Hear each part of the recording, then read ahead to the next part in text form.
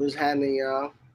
We getting the show together, but we got to give y'all a little preview of what we got going on. You know what I'm saying? So, right before the cameras got on, Chidi hit me with a little bomb and was like, he hit me with a little Chidi banger. You know what I'm saying? And he was like, yo, I got something I want to say on the podcast. That's not what I said. But you know what I'm saying? Nigga was like, I got something to say. You know what I'm saying? I'm like, what you got? I said I'll talk about it on the pod. I'm not. It was like, let's not talk before the pod. Let's talk about it on the pod because let's have a live conversation. When it comes to Vince McMahon offering a match to Pat McAfee, yeah, Pat's the man. But like, we know what this is. Let's keep it a buck. I would say that this was not premeditated. But that's why I'm glad you said that. I'm glad you said it because that's what I'm saying. It's how long to WrestleMania? What, 3-4 weeks? This is not premeditated. He's throwing out matches, because that's what WrestleMania has become, and you know what's going to happen is somebody gets bumped off the show because Pat McAfee now has to have a match, and that's it. We already got Logan Paul. We might get fucking Jackass for all we know on WrestleMania. And I'm not saying you shouldn't have celebrities at WrestleMania. I'm not one of those guys. However, if 3 of your matches end up being celebrity matches, then yeah, there's an issue to me. I think there's that tells about where your company's at and where you're trying to do, how you want to brand your stuff. And I get it. Pat McAfee show is big. It's huge. It's crossover appeal. I praise Rolling Loud crossover appeal. So I get what they're doing as a business. But what I'm talking about when it comes to the sacred ground of WrestleMania, I guess it's just not anymore. It's a marketing ploy. Hold on. When has WrestleMania been the fucking WrestleFest, nigga? When has WrestleMania been put on the best matches and the best card? Like, when hasn't it been a spectacle? I'm not saying it hasn't been a spectacle. I mean, I like it to be a spectacle. I said that you can have celebrities there. I said, I love seeing Pamela Anderson in the front row when I was a kid. I know I get what it's been, but what I'm talking about is when it comes to giving matches out, and everybody's dream as a wrestler is to wrestle at WrestleMania. If you have multiple celebrity matches or multiple non-wrestlers, now granted, Pat McAfee's done his thing in NXT. We saw what he can do. We saw what Pat could do in NXT. I'm saying, like, for 3 weeks into this, to the show, or 4 weeks, whatever you want to say, we're throwing matches out to fill up the card with Pat McAfee with no build-up, which, I'll get more into the no build-up thing that I have a problem with, because it seems hot-shotted, and I don't mind if it's, even if it was Johnny Knoxville, I would expect it more because they've been building this thing with Sammy since Royal Rumble. This is him on the Pat McAfee. He's going to be in the show next week, which is awesome. Honestly, it's a great get for Pat McAfee. Shout out to him for what he's doing on that show. I like his show. I watch it all the time. But as for giving him a match at WrestleMania, when you already got Logan Paul, when you might get Jackass, and then I think I'm hearing Stone Cold's coming back. It's like, where has WrestleMania gone where there's no story outside of 1 or 2 matches? It's really just, let's put these matches on and see whatever card we can put on that draws attention. But how can you say that when that's the hyperbole. That's the hyperbole. How is that hyperbole though? 2 matches on this card have build up properly, I think, in my opinion. And this is my opinion. Okay, we're talking about the only reason why you say it's properly to be quiet because it was long term. From last SummerSlam to this SummerSlam, we got Brock and Roman, and we got Becky and Sasha. I mean, Bianca. Yeah, I think those are the 2 that have been properly built. I think even Brock and Roman could be better the way they built it. But it is what it is. They took their time. I want to pause on that. If you want to talk about, I remember Pamela Anderson, and I know the spectacle of WrestleMania and shit like that.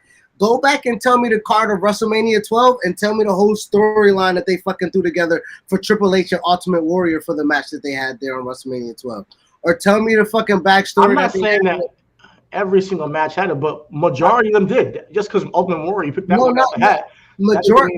I don't say majority of these matches for WrestleMania will. If it's a two-night event with 8 matches per night, and we're talking about 3 matches, maybe we don't know. You're speculating on Johnny Knoxville, you're speculating on Stone Cold, but we know, and you're also speculating on Pat McAfee and Vince McMahon.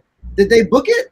Is it booked? I mean, it hasn't been booked on television yet, but you know, the Bleacher Report is reporting it. I mean, so maybe they're wrong, but I highly doubt it. Okay, so if we get Pat McAfee versus Vince McMahon, we don't need that match, correct? But that's one celebrity match. What other match are you talking about? Logan Paul wrote, that's the equivalent to the Bad Bunny and that's 2 matches. That's 2 matches.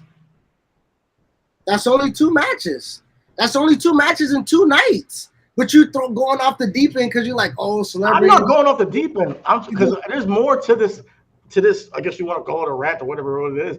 A reasonable rant. There's more to this thought process of what I'm seeing with WrestleMania that goes to even the Edge and AJ shit. Like the way you could tell this shit, it should just whack to me. Like how you just throw it out there.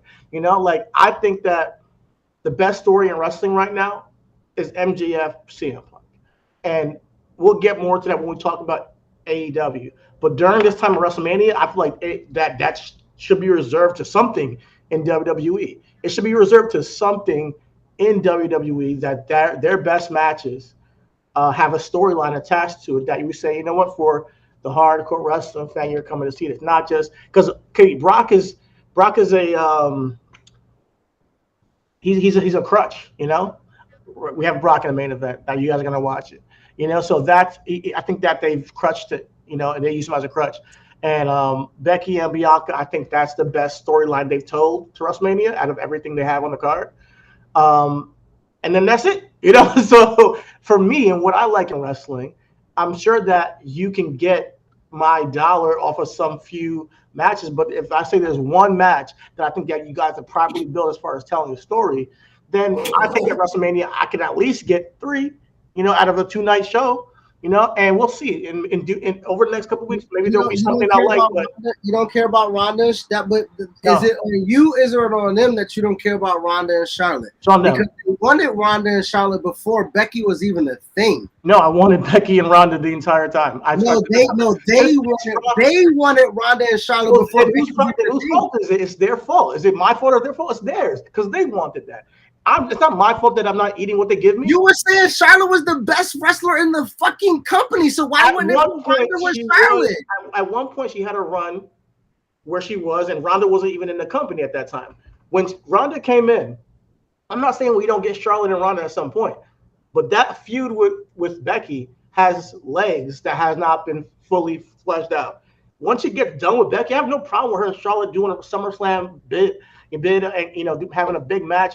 I'm not saying you never see that match, but for giving it at this WrestleMania, I think the last time we seen Ronda, it would have been better and more exciting to see her with Becky, in my opinion. And that's subjective. I understand that. It might be Vince's idea to, this is the match I've always wanted. I'm getting it now. It's Dallas, you know? And to be honest, Charlotte has not been the same Charlotte over the past. She's great still in the ring, don't get me wrong. But there's no steam behind her run this entire past year since she's been back. So at the end of the day, let's keep it real. Where the energy has been when Becky and Bianca have the titles, and they have had a great run when they're holding titles. The energy has not been with Charlotte, and if you bring back a big star, you throw them with the biggest star you have in the division. That's why Brock is going against Roman. That's why if you want to put a Ronda with Becky, that's the biggest star at the moment. Or even Ronda and Bianca would have been huge. But I don't see it with Charlotte and Ronda. Now, when I watch the match, absolutely, I'm a wrestling fan, you know?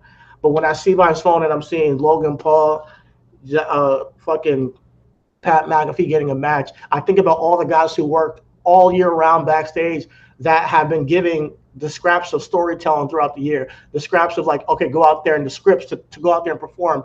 And I know Brock was like, do something, get over. And it's like easy for Brock to say, because he was in an era where you could do something and get over. These guys have to get a script, go out there and perform some shit. Me and you got friends who are not that quite happy in WWE because they just got to perform a script. out there. They can't find themselves as they used to do back in the day, and that's why I've had a discussion about certain things done with intention in AEW and how the energy is moving with that company, and I feel it now. Could that go off the rails? Absolutely. But what I'm seeing with MJF and CM Punk right now is the best thing in wrestling. I can understand, and I can honestly give you that for the simple fact of how it makes you feel, right?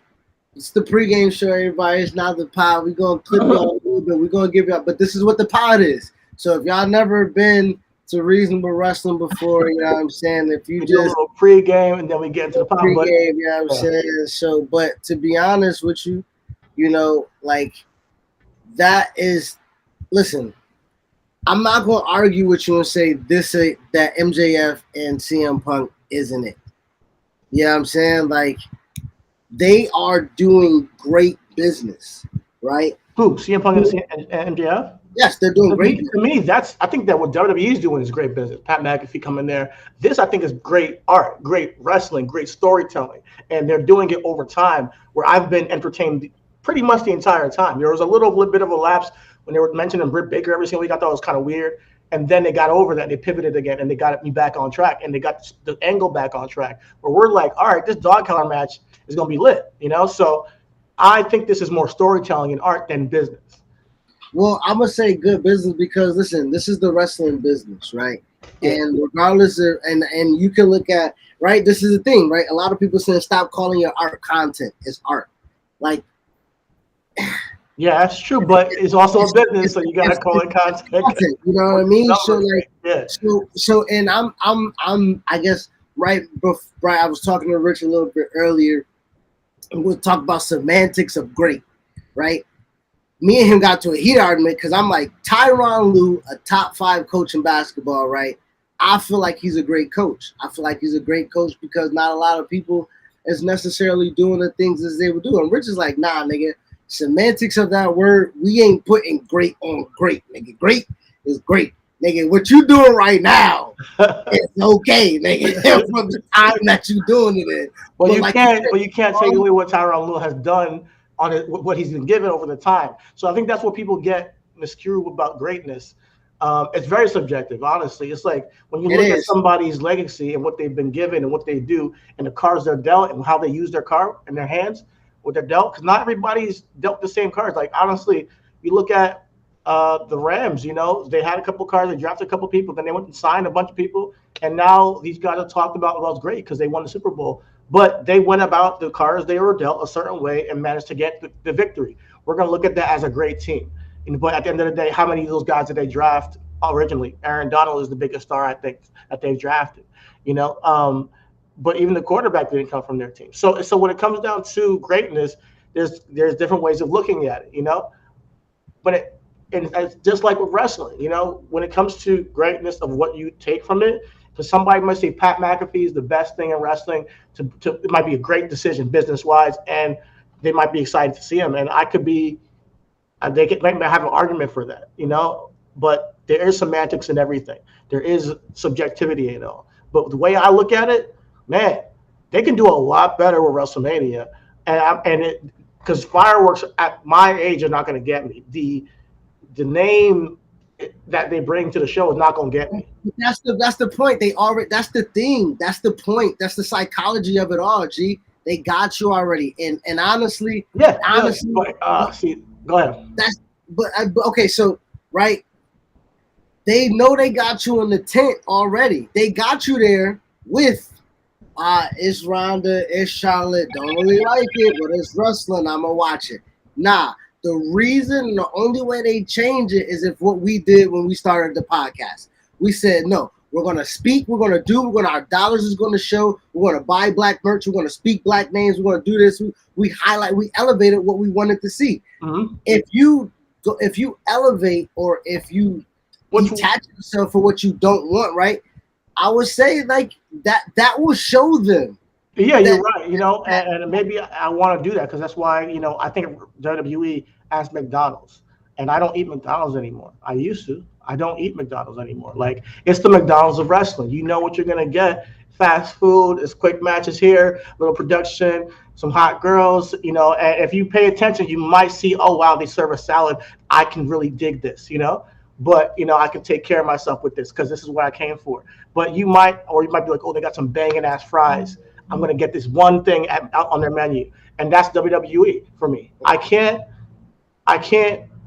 eat that way all the time with wrestling though. I think that I want some more substance involved, and they used to have that, and it seems like there's a lack of it. And I think Triple H, shout out to him. I hope he's doing well. Paul Levesque brought that back with NXT, and then they took that away from us with WWE. So then I look at he loves McDonald's. You see, he eats McDonald's, and he had no problem with it. So it's subjective. You feel me? And I didn't even see that cut before. So you see, it's everything happens for a reason. Everything is wrestling, guys. That's what we say, man. But for real, there's different ways of looking at it, And I'm not mad at Pat for getting a bag or WWE for doing business. I want that to be understood. I get the business part of it, but I wish there was a little bit more emphasis put on the storytelling, which is what I've told you when we started this podcast. It was about, hey, more black representation. We got that over time, and my standpoint, my ranting point in wrestling right now is storytelling, and that's on both fronts. AEW, Impact, WWE. Don't matter where you are, if you're not doing like effective storytelling, I'm gonna call you out on it. Do the whole company or do the whole show have to have congruent storytelling? Because that's hard to do. Listen.